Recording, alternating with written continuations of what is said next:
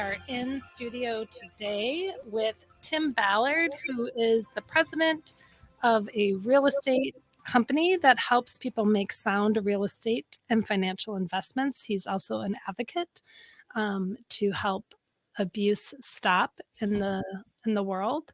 And we also have Kathyrn Robb, who is executive director of Child USA Advocacy, and she's also a survivor who has done a lot of work to bring zero abuse forward in the world as well. And Sharon Crowley from the Ohm Center of Healing is in studio with me as a guest co-host. So welcome, everyone. I'm really grateful that you're here and open to having a transformative conversation that will benefit many, I'm sure. Thank you for having us. Yeah, thank you. It's great to have. Yeah, welcome. So as we kind of open this conversation up a bit, Kathyrn, you talk a lot about trusting your power to be free and diving into listening to some universal intelligence that each of us carry. And Tim, you've talked a lot about how when we heal the individual and develop ourselves, it impacts the larger portion of society. And I'm wondering if each of you can just take a moment to kind of bring forward how you've seen that happen in your own life, but also with the people you've had the privilege of working with. And I'm not sure which one of you would like to dive into that. But I can start. I can start. So, as you said, I'm a survivor and very enmeshed in this work all over the country. Know a lot of information. I know a lot of data. I know what's happening legally. I know what's happening legislatively, and I know what's happening in terms of, the science of trauma and all of that. So, but I think I also know a lot from, no other way to say it for me, but is the pure intelligence of the universe. And sometimes I pay attention and sometimes I don't. The truth is, sometimes I pay attention to that and sometimes I don't. Sometimes I sort of lean more on hard data and science and, and also maybe anecdotal data as well. So, been doing this for about 20 years. And I'm going to share a little bit of a recent personal story, if I may. Please. So I'm a mother of 5 children. And again, I've been doing this work for a really, really long time. And this June, sadly, my oldest son shared with me that he was raped by an ER doctor in the Boston area when he was about 8 years old. And he was my one child, again, I have 5, that was very reticent about my work and quiet and didn't ask a lot, didn't get really engaged, was sort of removed. And now I know why. Mm-hmm. And this may sound crazy to your listeners and all of you who are here. About the time when my son Jesse was 8 or 9, I had a really horrific dream that he was raped. Mm. And I can see the dream as I see it now.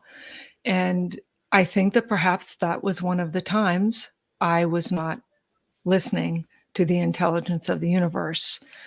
I'm not a full believer in, dream analysis, but I do believe that there are powers that come to us and information that comes to us.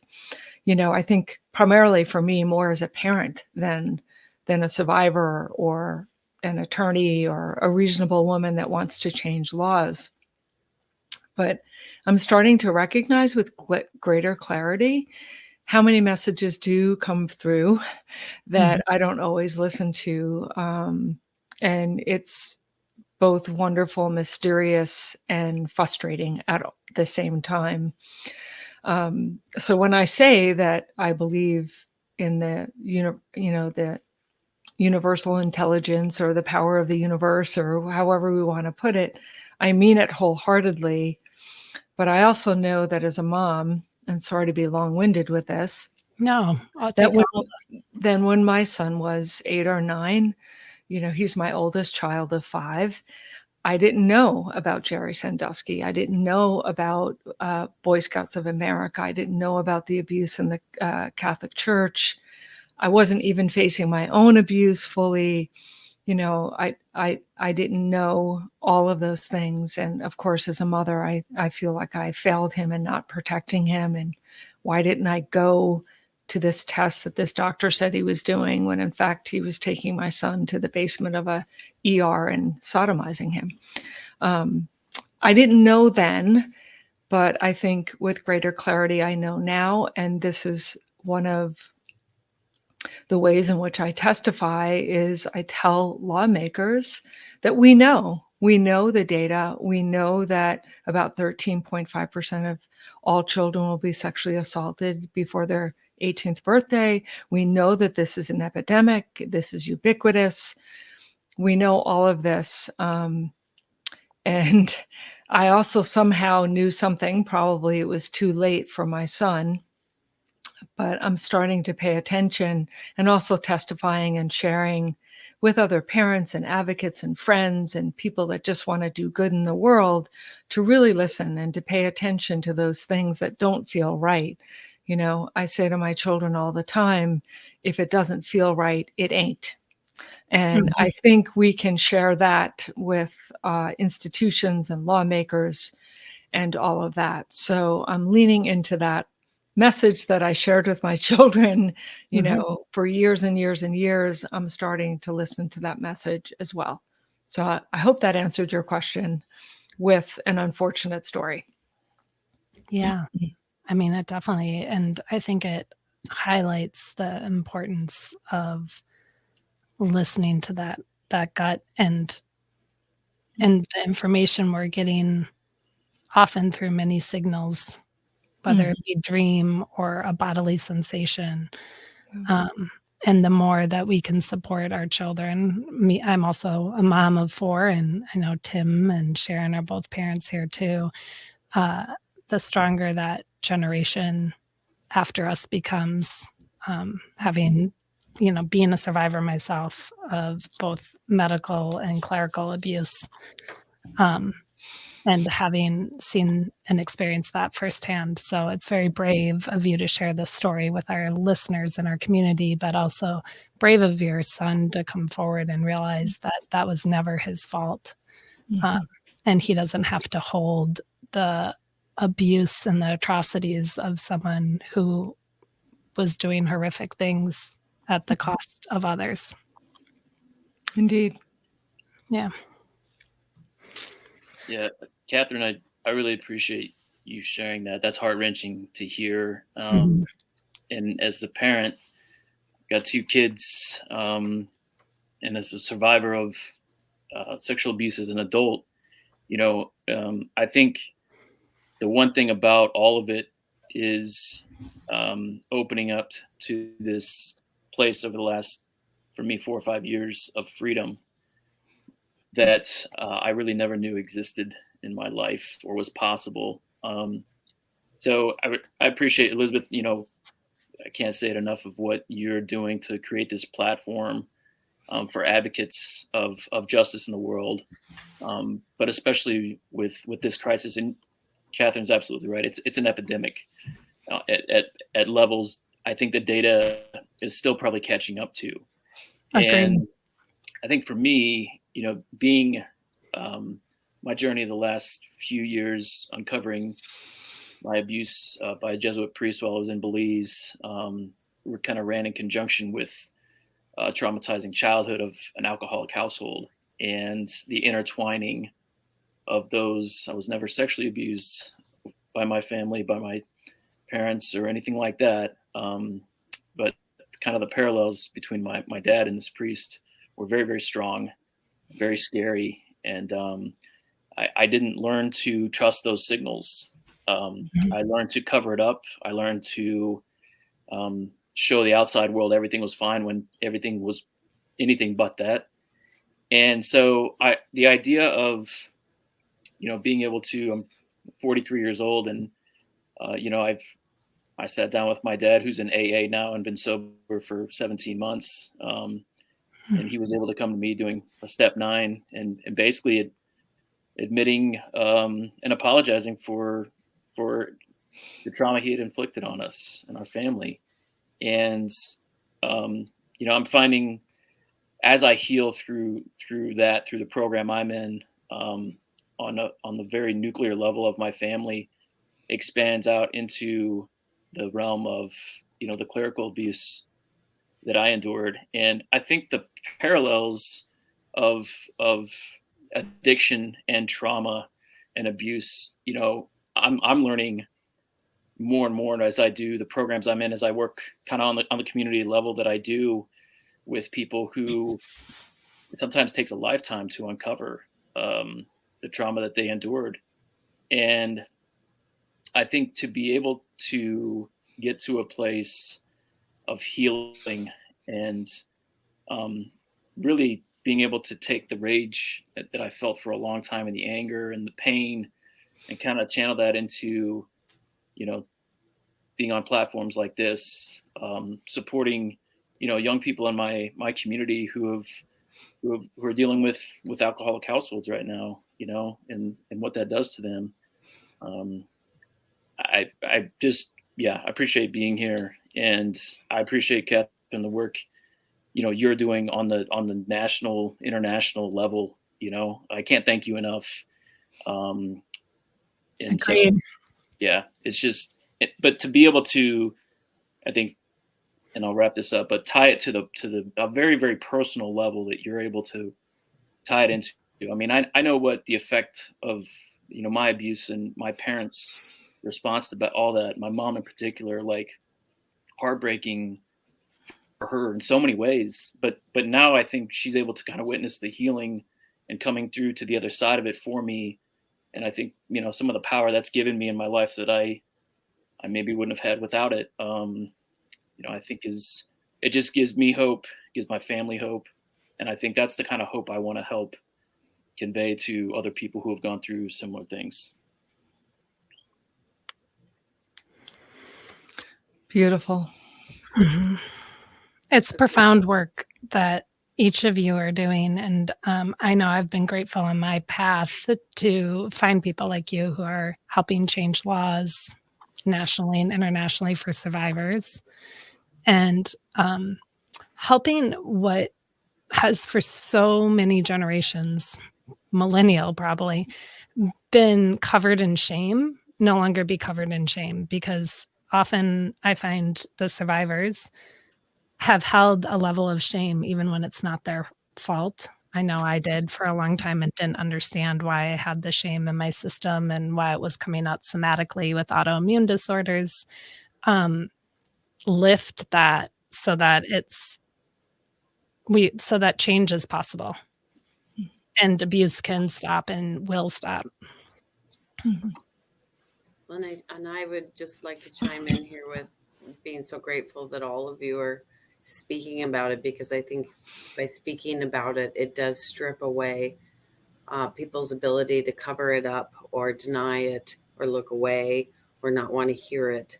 Especially, I think, because it has been so generationally just passed along to the next generation. And finally, people are speaking out, and you're such warriors for the cause, and then protecting our children, because I think with each generation, our children are just a little bit more willing to actually say something. And so that's because of you, it's because of people like you. So thank you. I've always thought that the harder it is to talk about something like this, the more we are called upon to talk about it. Mm-hmm. Agreed. Yeah. And it can be really challenging. I know it has for me at times. Like, I think about how many times I was placed in abusive situations where horrific things were happening, either within the Catholic Church or within the medical community that I was raised in. And it's like, I got so used to that happening, it didn't surprise my system until I was fully removed from it and realized the kind of harm I had been holding and how much my body and my cells and my DNA didn't want to hold that anymore. And I can, specifically remember something similar to what happened to your son when I was under anesthesia getting my knee repaired. And I remember saying, like, I don't want to go under anesthesia. I don't do it. I didn't trust who was in the room. And for good reason, it's like, if it doesn't feel right, it ain't. Yeah. What you're saying. Yeah. And so when I finally was able to unearth that memory and release it from my system years later, so much more energy and so much anxiety and overwhelm released, and so much more energy arrived in my system, mentally, emotionally, physically. And that was just one of many things that had happened to me growing up. So I hold a lot of hope for your son and his healing. Yeah. He's incredibly brave, and the fact that he was able to tell me is a tribute to him. Absolutely. And that you can hold it as a parent is a tribute as well, because that's not always the case with people who go to, their parents or others. And I think there are situations like that as parents where whether your kid is taking a violin lesson or in basketball practice or in a school or with a doctor, I don't know about you guys, but I always have that conversation in my head. Should I go? Should I stay? How far should I go? I'll go into the x-ray room, Always. right. And just, really thinking about that everyone is a stranger. Yeah. Right. And, even the strangers or the known quantities, that possibility is always there for abuse to happen. And how do we set boundaries for our kids? And even when we do everything we can within our power, how do we just keep those channels of communication open? Well, I do wonder if that leads to, a lot of people not really understanding how widespread, how common, how often this happens. I think there's a lot of people that don't truly understand. And it's not even that they're refusing to understand. I think if you haven't experienced it, either with your own family, I think that there's the idea out there, please don't talk about it. I don't want to hear that. I don't think that's, happening all the time. And so again, it's this putting it out into the light and talking about it, I think pushes us closer to the acceptance that, yes, as a parent, I'm going to be there every single time. And you don't just trust. I think that's been so much of the problem, is giving over your power to authority just because that was what we were taught. It doesn't make any sense. I do also think, and sorry, Tim, if this comes across the wrong way, but I do think that women are more frequently held as, oh, you're being overprotective, you're being ridiculous, like, why are you worrying so much? Don't be hysterical, And I think, unfortunately, because of the sexist and misogynistic society we live in, that happens. I think more so women are kind of step back, or moms step back and say, I'm being ridiculous, when in fact you're not, and I think men, and this is no fault of men, of men or boys, this is just the socialization process, are taught they can come in and be the savior and, the strong one, whereas women get a lot more bullshit kickback on that prevents them from trusting their gut.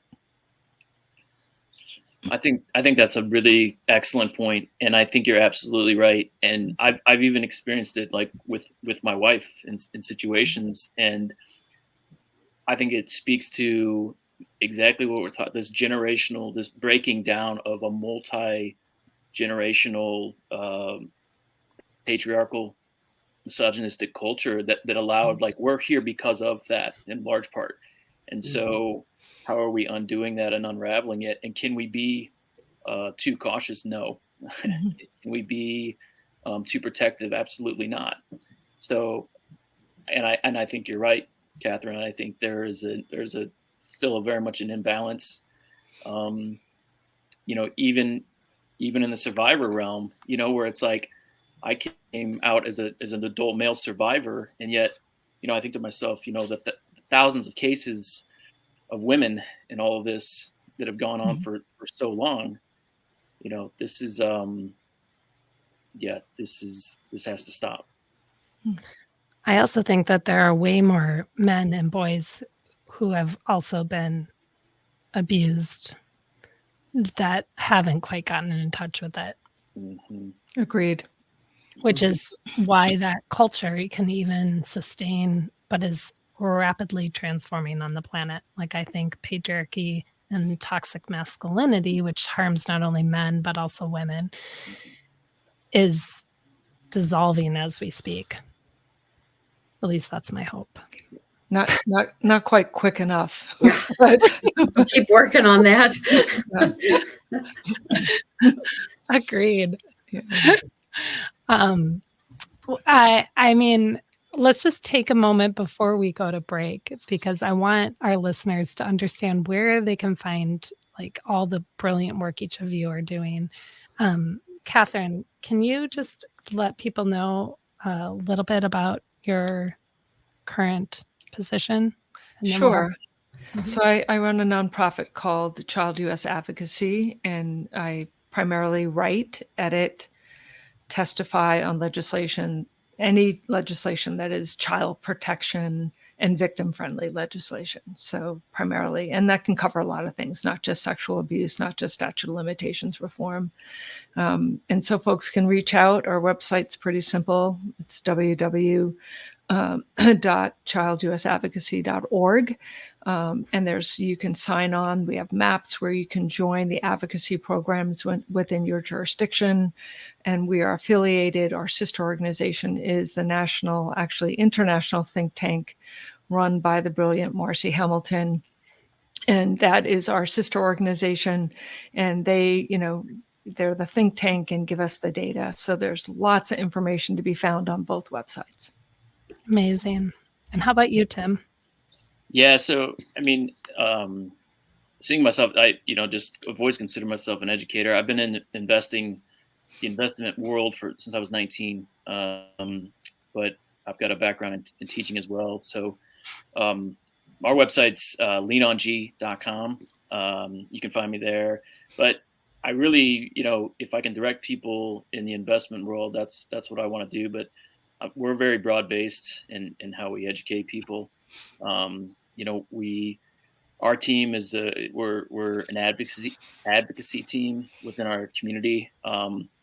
We're a very multi-ethnic, multiracial group that really wants to promote. We're trying to promote housing equality and affordable housing and the affordable housing movement as much as we can on the city level that I live in, but also on the state and nationwide level in terms of what we do with our philosophies. So, well, and that's important. I think as more and more survivors heal, a lot of resource goes toward healing, and we need advocacy around homes and investments and things that may not be front and center when so much energy has gone toward healing and waking up and advocacy. Definitely. All right. Well, we're going to continue this conversation after we take this brief break. This is Exploring Sovereignty with Elizabeth and guest co-host Sharon, and we're in studio with Tim Ballard and Kathyrn Robb, who are joining us on the advocacy to prevent abuse and transform the world to make it a brighter, better place.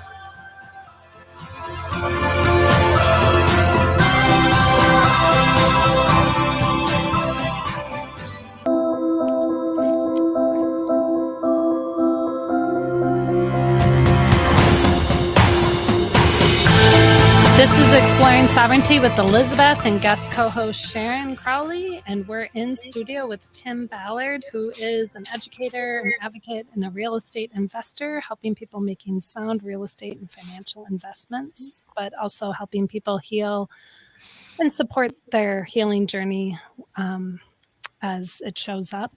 And Kathyrn Robb, who is Executive Director of Child USA Advocacy and also a survivor who has changed laws nationally and internationally for survivors to hold accountability of many, many kinds of abuse when that's shown up in different legislative processes.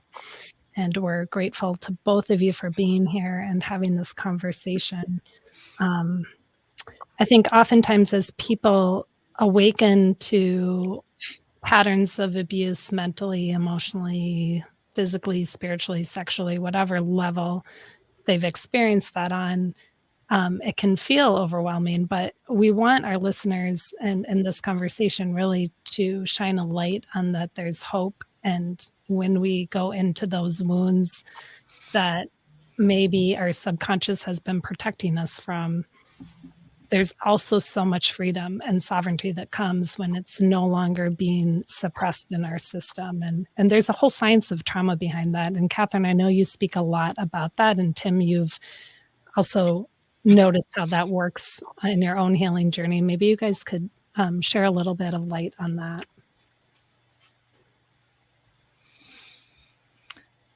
So I'm happy to hop in here.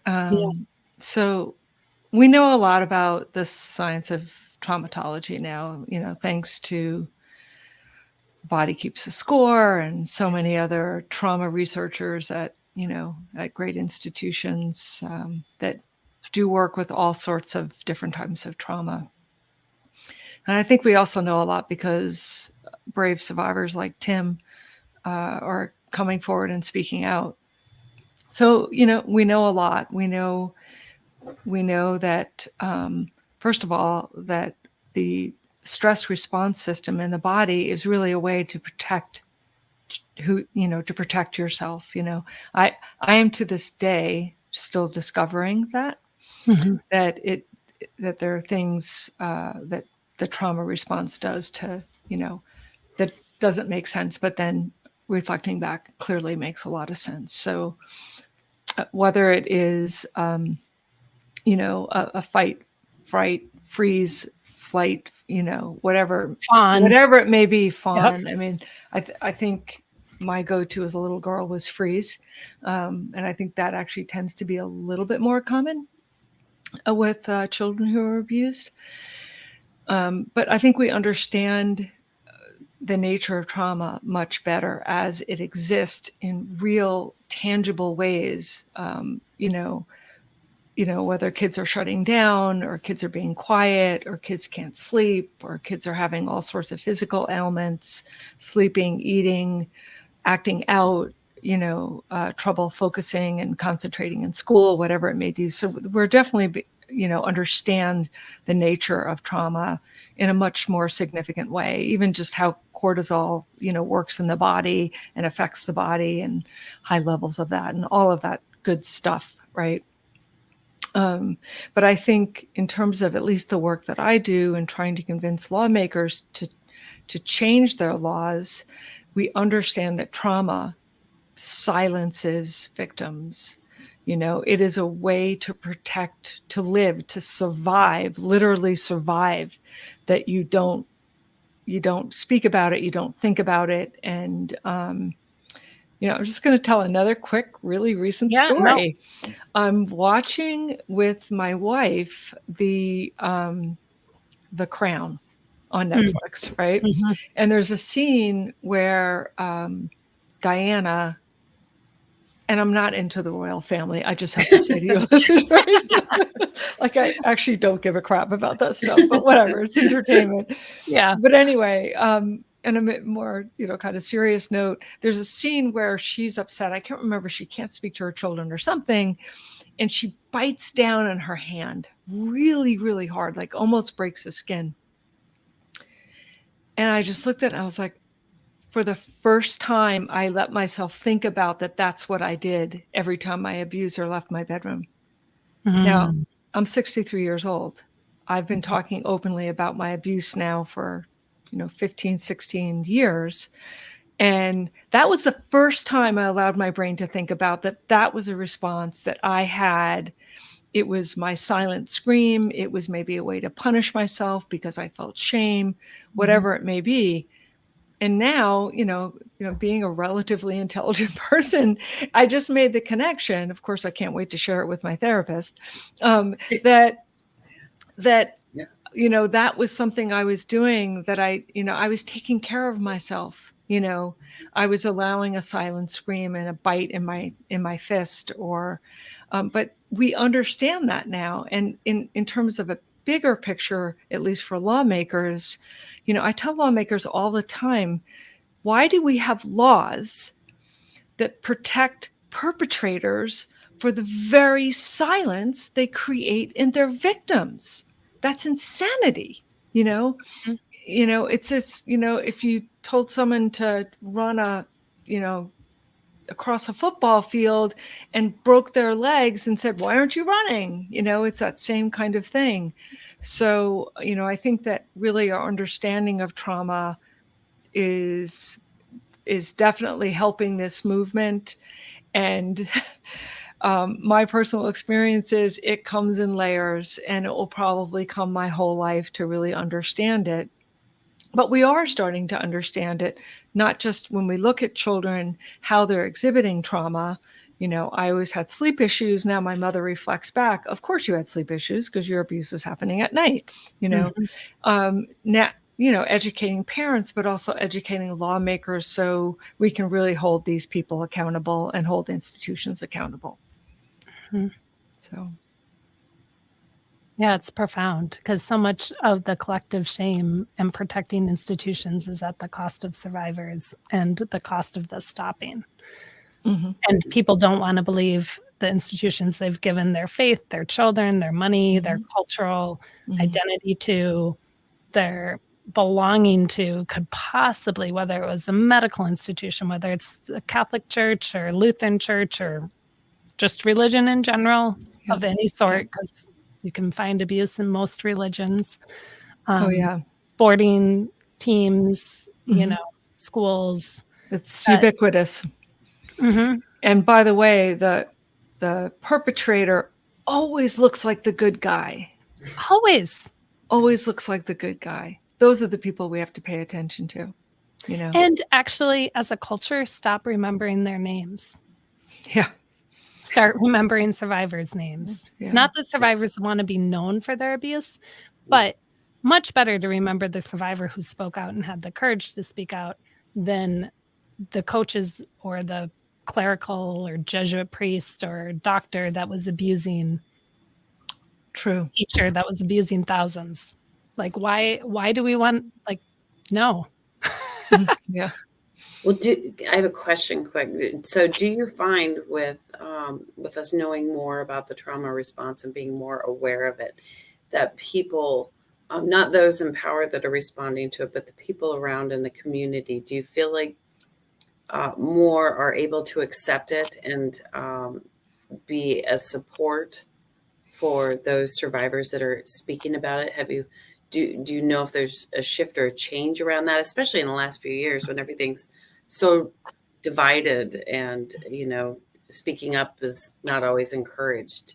I know that's a lot of questions all at once. I'm just wondering if you've noticed any. I do think there's a shift. I think it's a good question. I do think there's a shift. Now, we need a greater shift. That's right. But it's definitely a shift. Right. For people to say it's not out there, think about it. It's always the bad guy out there, the guy driving by the schoolyard in a white van or something, right? It's that guy out there. That's like 3 to 2% or 2 to 3% of all perpetrators. It's the person it could be in your house, on your team, in your church, in your synagogue, wherever, at the camp, in the hospital, it's that person, right? And I think people are, I believe there's a trend towards really sort of paying attention. We're like fish in the water. You don't see the water, right? So I think we're starting to pay more attention. But I do, Sharon, I think education is the key. And, educating parents, I wish I knew then, when my son was just this perfect little beautiful 8-year-old boy, what I know now, right? So educating lawmakers, really important. But I do think that people are starting to see it. Goodness. Yeah. I think the time gap it takes for people to fully understand that the trauma or abuse maybe they've survived.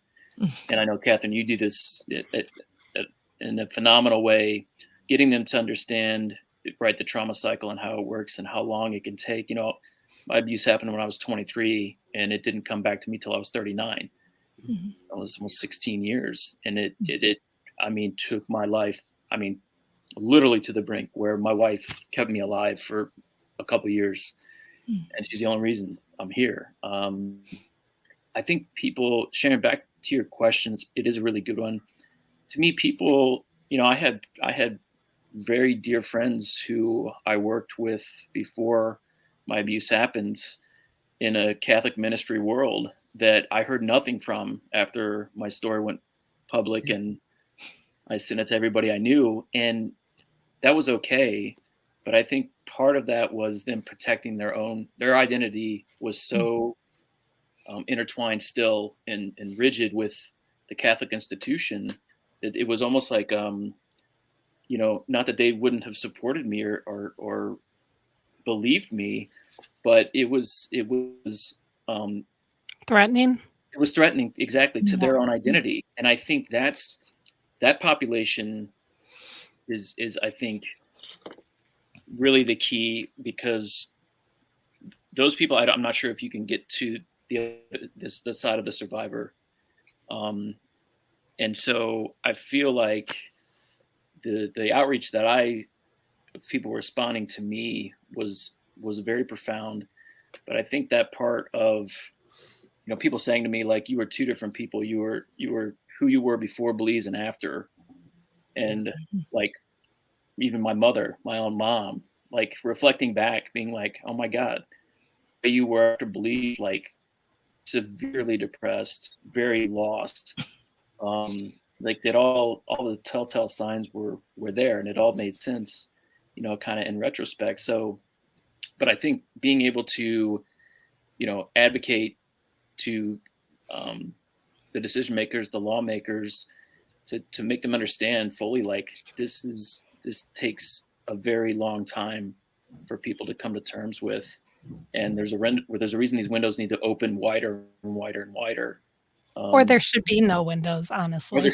Right. That's exactly it. Well, eventually all those windows go away, and it's just we just want a window that never closes. So. Correct. There we go. Always open. Yeah. Well, but you're right, because no, sorry, Tim, go ahead. No, but it goes back to, I was pretty blown away when my story made it to the Boston Globe, and even though I knew I shouldn't have at the time, my wife's like, don't read the comments, and there was like several hundred, but I had to, and I did, and in reading those, I realized, wow, how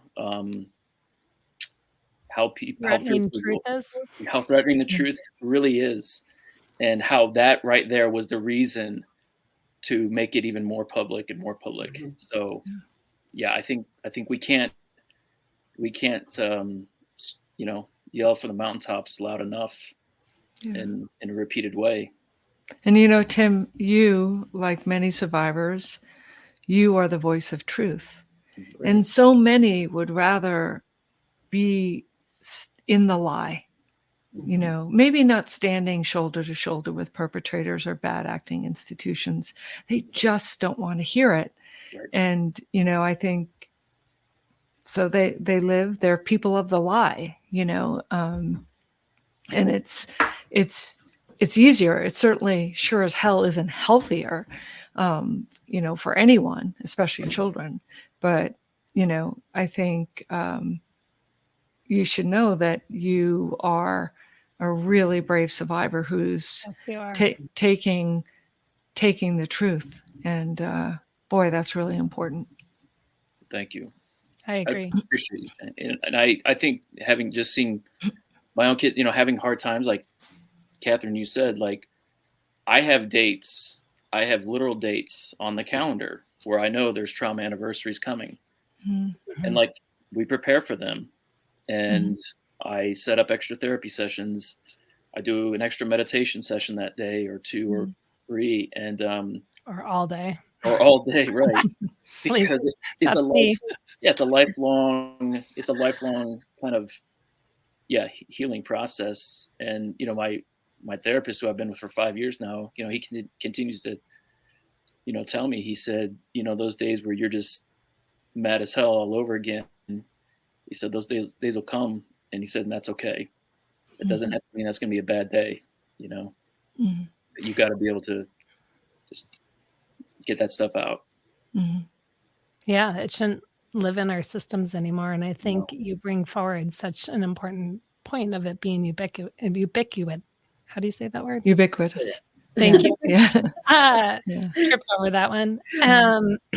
Because I know in my own experience, it's like I had to remove myself from the culture. I had to remove myself and like I found myself back in the same community, sending my kids to the same school before I woke up. And I was like, I knew the school didn't feel right. I knew the community, I didn't want to be back in the community I was raised in. And like, there I was. And I was like, why am I back here? And it was literally having to revisit the geography of trauma and the places and spaces that it had happened to me in order to help me wake up and say no more. Like, I didn't even believe in the Catholic institution. And yet there I was, like, and I was spiritual, yes, but not that.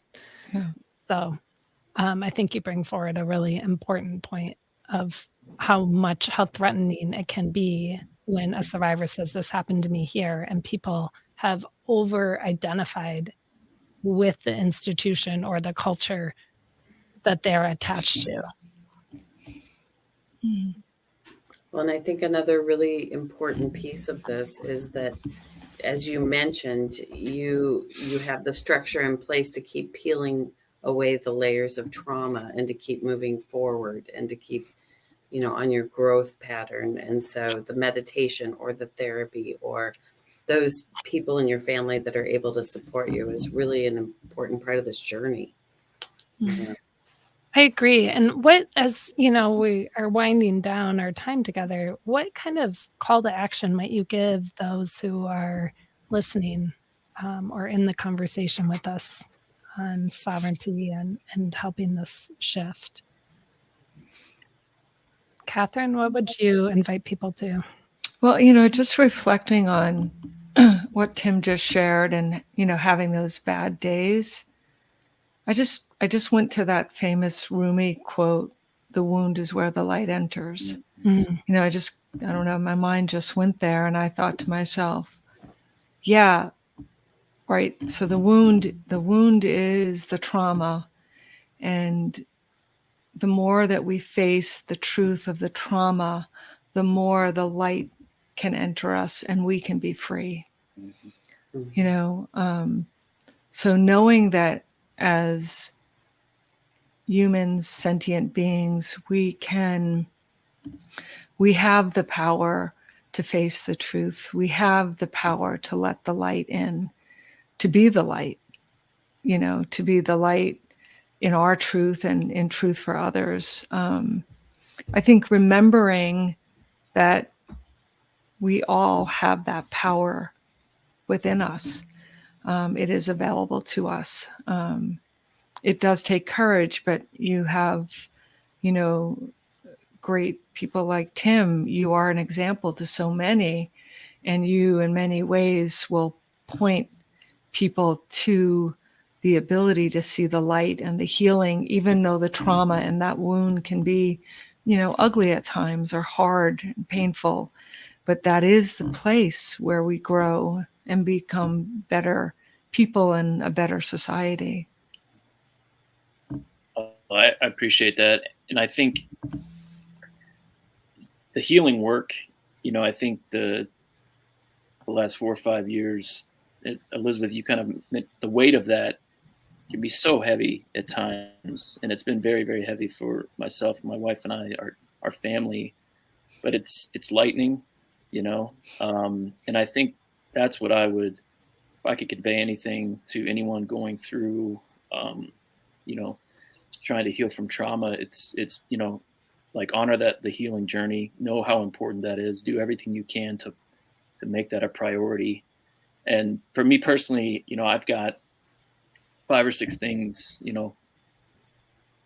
kind of call them the legs on our table, but that I have to do every day and that I have to not do every day. And as long as those things are in place, the table is going to be sturdy. Mm-hmm. And if a leg or two falls, then I got to get them right back in there. So I think whatever that may look like for people, but that they're worth taking the time and the energy and the money, I said, we spent enough on therapy in the last no doubt 5 years to sail around the world a couple times, but I think it's absolutely, it's vital. And it's so important, even if it's simply reaching out. I'm in an Al-Anon program, and I've been in it for about 5 years now. And, there's just basic resources. Al-Anon's everywhere. Meetings are everywhere all the time in all cities. Just to find another individual or a small group, a small community that you can heal with, that's doing the work, not identical work, but just doing the work of trying to just heal our wounds. It's incredibly important. Okay, give us your website one more time, Tim. It's just leanong.com, www.leanong.com. You can find me there on the team profile. Perfect. And Kathyrn, would you share your website again? Sure. www.childusadvocacy, 1A, so it's childusadvocacy.org. Excellent. Well, I want to thank you both for being here. And I know, Sharon, thank you for joining. Thank you. Yeah, thank you very much. This is Exploring Sovereignty with Elizabeth, guest co-host Sharon Crowley, Tim Ballard, and Kathyrn Robb, as we share heart-centered pathways of becoming free and sovereign from anything that holds us back. Thank you for joining in the conversation.